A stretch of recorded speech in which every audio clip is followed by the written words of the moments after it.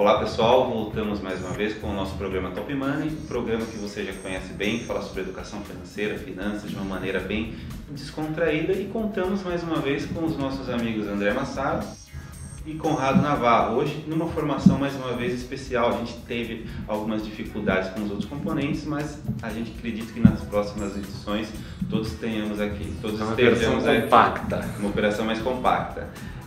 E hoje vamos mais uma vez ter um tema específico para debater. Vamos falar sobre educação financeira no ambiente de trabalho. E eu vou começar falando aqui com o nosso amigo Conrado Navarro, da sua visão sobre essa importância da educação financeira no ambiente de trabalho. Realmente é uma coisa que faz a diferença? O empregador consegue ver um benefício nisso? Olha, Ricardo, eu acho que sim. Eu sou daquelas pessoas que acredita muito no estado em que as pessoas estão, e aí a gente pode falar de diversos aspectos da vida, e o financeiro é um deles. E esses estados dessas pessoas influenciam a produtividade delas, seja no âmbito profissional ou seja no âmbito pessoal. Quer dizer, você, quando tem uma pessoa triste ou uma pessoa afetada pelas emoções, por exemplo, ela vai ter uma produtividade de uma maneira. Quando você tem aquela pessoa mais feliz ou mais completa, ou que eventualmente tenha atingido alguns resultados pessoais interessantes, ela vai ter um nível de produtividade melhor. Então eu acho que o dinheiro ele entra nessa conta que a gente faz dos aspectos, né? Eu acho que quando você tem um profissional que lida bem com as suas finanças e que o seu dinheiro não é um sinônimo de problema, eu acho que ele tem mais tranquilidade para tomar suas decisões em casa, e isso influencia muito a maneira com que ele trabalha e a produtividade dele no ambiente de trabalho. Então eu não acho que é só a ausência de endividamento ou só aquela pessoa que consegue se planejar bem financeiramente. Eu acho que é um todo, né? Eu acredito que a gente vai ter hoje uma visão bem interessante disso, até pelo depoimento do André, que escreveu um novo livro sobre isso. Mas assim, eu acredito que a pessoa estando bem e o dinheiro dentro de todas essas outras áreas que a gente pode mencionar de maneira mais ampla, ele é uma área importante que deve ser prioridade. Se ela está deixada de lado ou se ela está largada, provavelmente ele vai ter um reflexo não só no lado profissional. Nós estamos falando da vida profissional, mas em todo o seu contato com as pessoas, enfim, na sua vida como um todo. Então eu acredito muito que a produtividade está associada com você ter um profissional cuja vida pessoal esteja em dia. E aí não dá para dissociar o dinheiro da vida pessoal, porque é algo que ele vai ter que gerenciar. Então, assim, eu assino embaixo dessa sua pergunta, eu acho que sim. Educação financeira faz muita diferença na produtividade, e isso é um alerta para quem trabalha e para quem emprega. Eu acho que fica aqui um convite a essa reflexão pelos empregadores, porque com certeza isso pode mudar bastante a vida dos profissionais e, consequentemente, os resultados da empresa. Eu acredito muito nisso. Você contou a novidade, né? Quer dizer, vou até passar a bola agora para o André para falar um pouquinho com mais detalhes. Mas assim, quero que você também fale um pouquinho desse contexto. Como que você percebeu a oportunidade de falar e escrever um pouquinho mais sobre esse assunto? Eu já vou falar do e-book, né? Mas antes é assim.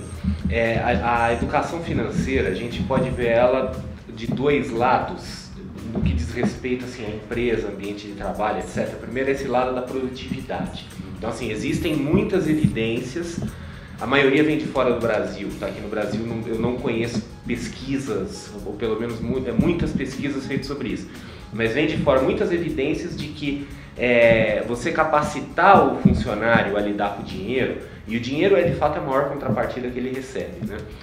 Aumenta a produtividade, tem uma série de ganhos. Inclusive ganhos para a empresa em termos assim de imagem, né, que a empresa passa uma imagem assim de responsabilidade social, etc.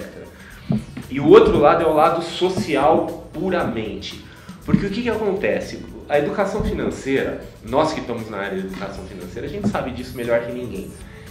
As pessoas, elas sentem necessidade de educação financeira, mas muitas vezes elas não estão dispostas a investir nisso. Seja investir tempo, seja investir dinheiro, etc. Né? Quer dizer, não é uma coisa...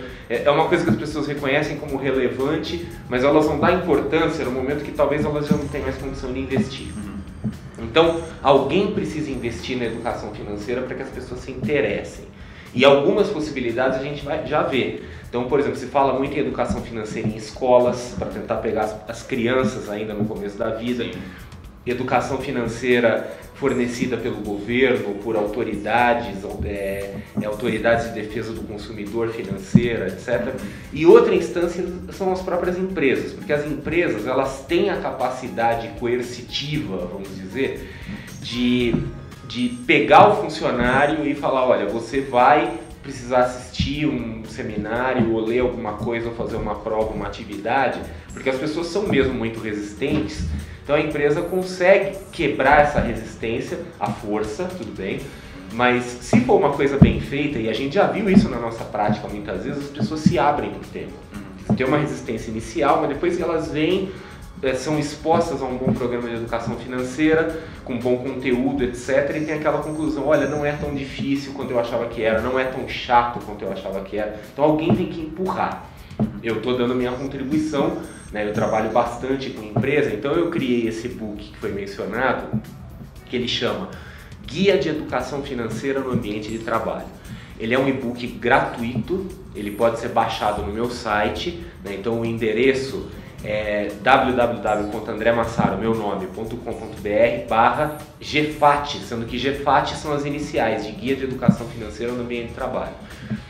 E uma observação importante, esse e-book ele foi feito pensando em profissionais de recursos humanos, em assistentes sociais, em profissionais de treinamento, para orientá-los sobre a importância de ter programas de educação financeira e como implementar educação financeira na empresa. Então não é um e-book como milhões que tem por aí para ensinar finanças pessoais. Ninguém lá vai ver o que é um fluxo de caixa, o que é um planejamento financeiro, qual é a diferença do CDB para a poupança. Ele é voltado para fazer um programa de educação financeira. Legal. Ele não tem conteúdo de educação financeira. E é um material que ele tem apoios institucionais importantes, né? Então ele tem apoio institucional da Associação Brasileira de Recursos Humanos de São Paulo, da ABTD, que é a Associação Brasileira de Treinamento e Desenvolvimento, da ANEFAC, que são associações profissionais importantes, relevantes e que apoiaram o projeto porque reconhecem a relevância do tema, né? Acreditaram, apostaram, botaram a marca deles junto porque acharam que o material é, modéstia à parte, bom, bom material, acho que está legal, os feedbacks têm sido positivos até o momento. E realmente esse pessoal da área de recursos humanos, de treinamento, de assistência social, precisa de uma orientação e de uma orientação sem viés, uma orientação isenta, sem interesses ocultos, né, para realmente ajudá-los a estruturar, quer dizer, o que é importante, como definir qual é o público, quais são as necessidades de cada pessoa e por aí. Então assim, eu já convido os espectadores, né, por favor visitem o site, podem baixar gratuito, espalhem, fiquem à vontade. Até aproveitando que você falou do público de RH, a gente, Conrado, já teve a oportunidade de fazer bastante palestra, né, contratado por empresa e justamente o contato a partir do RH, né, quer dizer, acredito que hoje eles já têm como identificar esses problemas financeiros de alguns funcionários. Inclusive, talvez um dos principais índices, inclusive ligado ao endividamento, é o crédito consignado, né? Então, quer dizer, é por aí mesmo, quer dizer, é importante que o RH esteja perto, acompanhando e ligando desempenho nessa situação financeira. Eu acho que é muito legal a gente também lembrar, porque tem muita gente que assiste a gente, conhece o trabalho que nós já fazemos e que às vezes trabalha numa empresa, mas ele não é dessa posição que toma uma decisão de quem ele pode chamar ou não chamar para participar e compartilhar o conhecimento. Então eu acho que assim, fica o convite também para que a gente faça uma reflexão, a gente que trabalha numa empresa ou que esteja empregado em algum local e que tenha oportunidade de dialogar com essas pessoas que lideram, para mostrar que pra gente esse assunto é importante. Eu acho que o que o André falou é muito legal porque mostra um lado importante, que é o lado da empresa, organizando eventos e associando isso com a importância da questão social e da produtividade, mas eu acho que existe um outro caminho que a gente pode percorrer, que é o caminho do profissional que sabe da importância do assunto, que não conseguiu encontrar eventualmente sozinho ou através das suas leituras um caminho interessante e que percebe que o seu colega de trabalho tem a mesma dificuldade ou que um outro colega tem alguma coisa semelhante e que valeria eventualmente ter um programa de educação financeira, alguma coisa que fosse direcionada aos profissionais daquele setor ou daquela área. Então, eu acho que a questão do consignado, por exemplo, ela encaixa muito nessa imagem que eu estou tentando retratar. Quer dizer, pessoas que têm dificuldades com o seu dinheiro, com as suas finanças, passam a recorrer ao consignado com mais frequência até o limite do possível, para ficar pegando o dinheiro sempre da empresa, ou emprestado com aquela contrapartida dele ser debitado automaticamente, o que dá um juro menor e o que dá um risco de inadimplência menor, mas ele está usando aquilo constantemente, quase que como parte da renda. Então ele não faz só quando ele precisa, aquilo praticamente já virou um dinheiro que ele conta todo mês. Quer dizer, então é muito comum isso num cenário corporativo nas empresas. Então, a partir dessas pessoas também, esse interesse, e aí ele mostrar para aquelas pessoas que são seus líderes imediatos o seguinte: olha, as nossas semanas de conscientização, muitos temas que vocês trazem são importantes, a ginástica laboral, a questão da alimentação, a questão do planejamento familiar, mas e como é que fica a questão do dinheiro? Quer dizer, é um assunto ainda meio tabu, é uma coisa meio caixa preta, assim, ninguém fala muito. Então eu acho que a gente pode também, como o André comentou, de uma ponta, eu estou provocando esse outro lado. Quer dizer, às vezes alguém está vendo, baixou o e-book que o André colocou, ou então assistiu a esse vídeo e fala assim: poxa, eu tenho que mostrar esse vídeo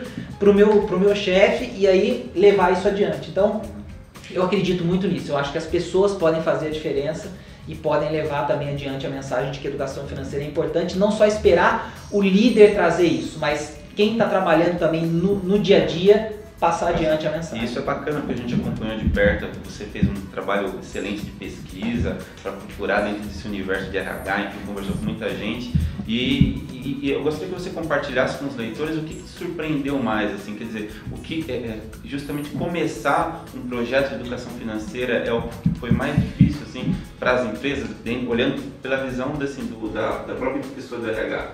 Olha, eu fiz uma pesquisa em 2011, ainda quando estava associado a outra empresa, e eu fiz essa pesquisa junto a profissionais de RH brasileiros, usei as redes sociais, o LinkedIn, o Facebook, etc., para contatar um monte de gente, e eu cheguei à seguinte conclusão, baseado nessa pesquisa, que grande parte dos profissionais de RH brasileiro, eles enxergam, assim, a grande maioria concorda que problemas de finanças pessoais impactam a empresa, quer dizer, tem impacto em produtividade, etc. Mas para eles, o maior problema que gera estresse no funcionário e, consequentemente, estressa a empresa é endividamento.